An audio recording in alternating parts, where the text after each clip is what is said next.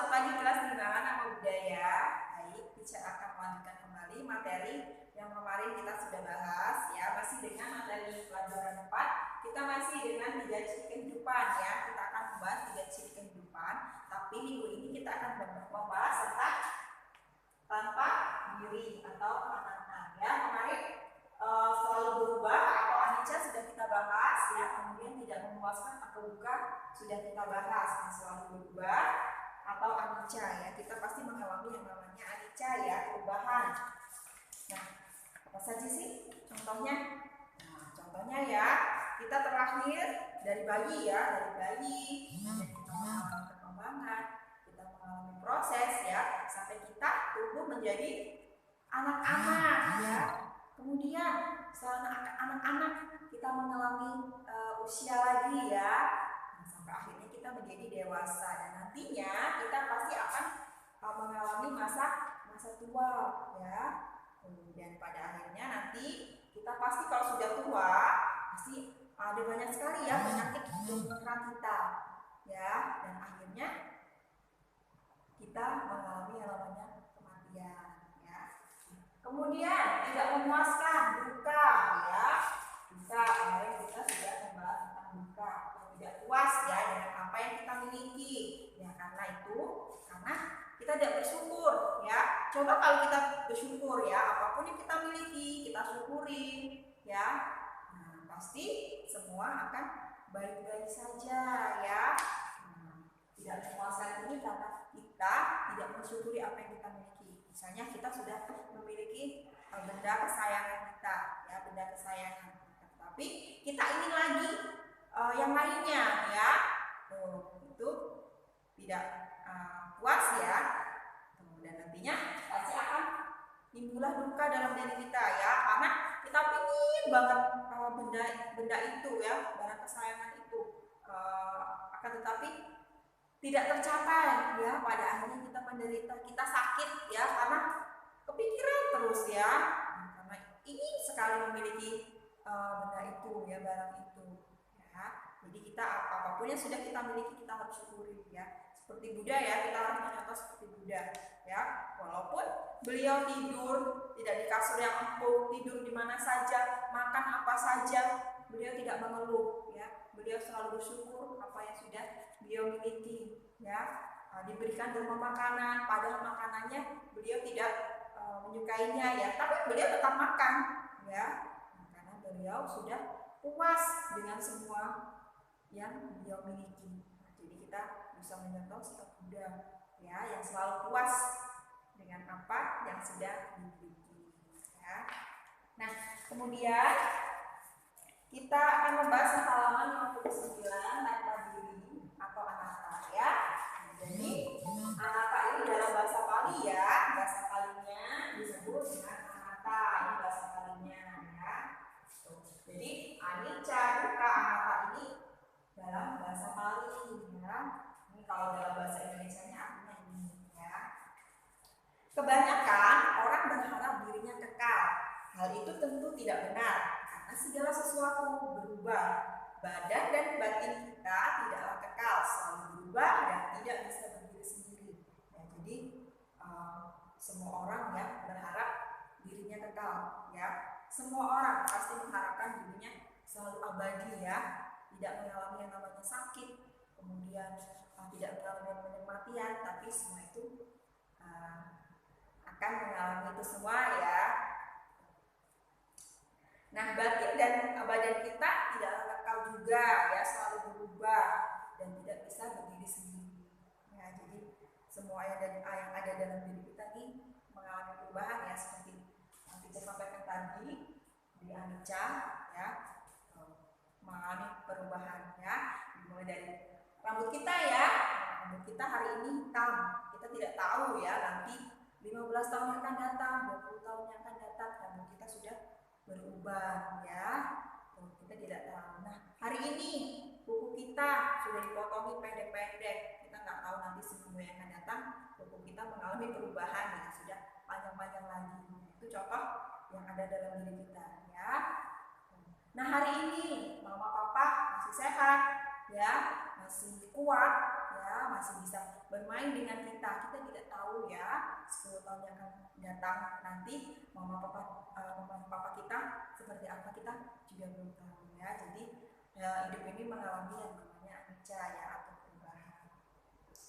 Orang yang merasa dirinya kekal biasanya egois. Ia merasa dirinya yang paling penting di antara semua orang di dunia ini. Ia merasa dirinya paling hebat. Ia menganggap orang lain lebih rendah daripada dirinya. Ia tidak peduli dengan orang lain. Ia ingin segala keinginannya saja yang terpenuhi. Nah, itu ciri-ciri orang yang egois ya. Ia merasa bahwa dirinya itu penting ya, dan selalu merendahkan orang lain ya. Itu tidak boleh ya terjadi dengan diri kita ya. Kita tidak boleh egois ya. Tidak boleh mencontoh sikap-sikap yang buruk ini ya. Padahal jika kita lihat lagi, kita tidak bisa hidup seorang diri. Kita ada seperti sekarang ini karena jasa banyak pihak.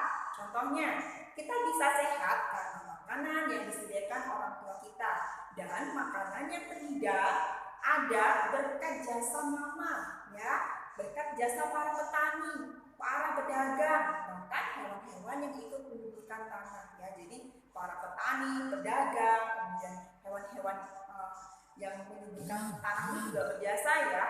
Kemudian sampailah di rumah kita ya, yang mengolah adalah mama juga berjasa ya. Nah, tuh, jadi kita tidak bisa hidup sendiri ya, kita pasti akan membutuhkan bantuan orang lain.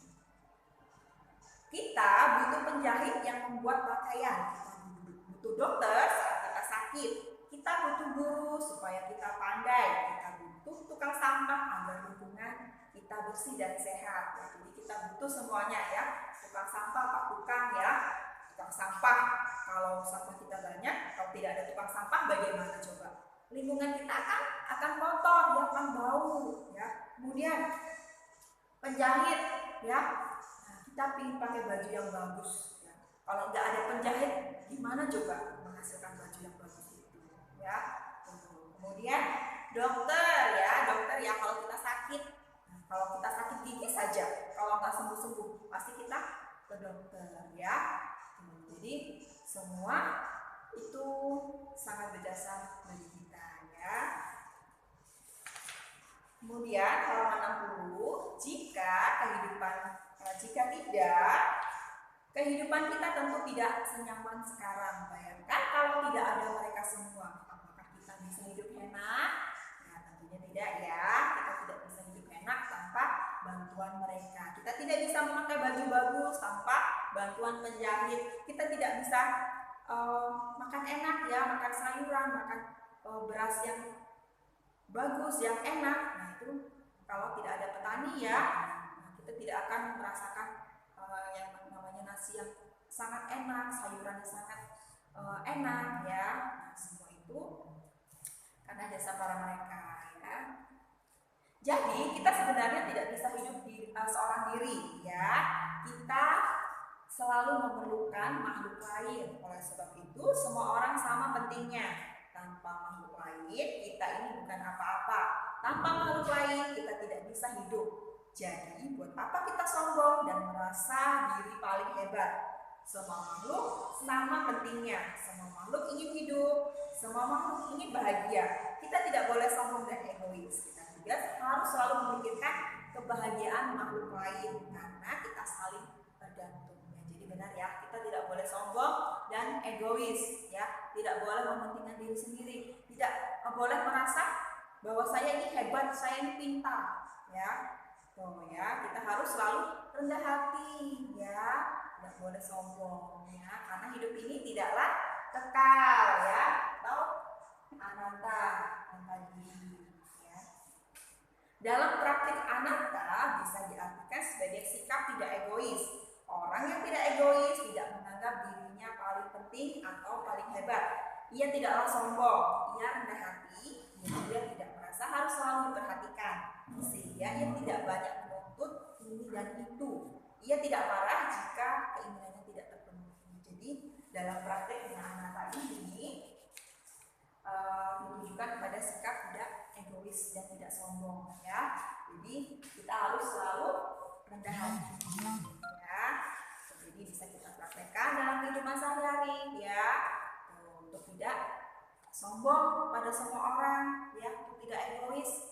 menang sendiri. Ya, kita harus ingat bahwa hidup ini adalah tidaklah kekal atau tanpa diri atau anata. Ya, orang yang tidak egois juga tidak peduli pada orang lain. Ya, ia suka menolong dan melayani orang lain. Ia mau berkorban untuk makhluk lain. Orang yang tidak egois bisa mengalah. Orang yang tidak egois tidak menang sendiri. Orang yang tidak egois juga tidak cepat tersinggung, juga mudah memaafkan. Ya, jadi orang yang tidak egois ini peduli ya kepada semua orang. Ya, karena tidak memiliki sikap egois, sombong, ya, congkak, tamak. Ya, jadi ia selalu peduli, ia selalu menolong, ia selalu melayani orang yang membutuhkan pertolongan, ya, mau berkorban pada makhluk lain, ya.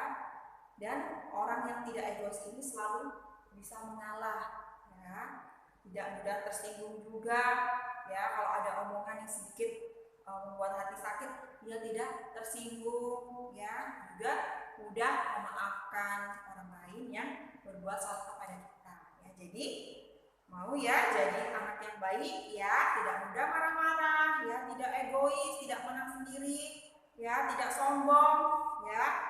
Nah, jadilah anak yang selalu rendah hati, ya, baik kepada semua orang. Jika ada teman yang membutuhkan pertolongan, kita harus membantunya, ya. Kita harus peduli dengan teman kita, ya. Ya, hari ini cukup materi ini dan tidak ada tugas. Untuk selanjutnya nanti kita akan bahas di minggu berikutnya, ya, halaman 61 dan 62, ya. Jadi hari ini cukup sampai halaman 60, ya, tidak ada tugas, ya. Oke. Semoga bermanfaat bagi kita semua dan tetap jaga kesehatan, tetap semangat belajar selama di rumah. Teacher akhiri, selamat pagi, namo buddhaya.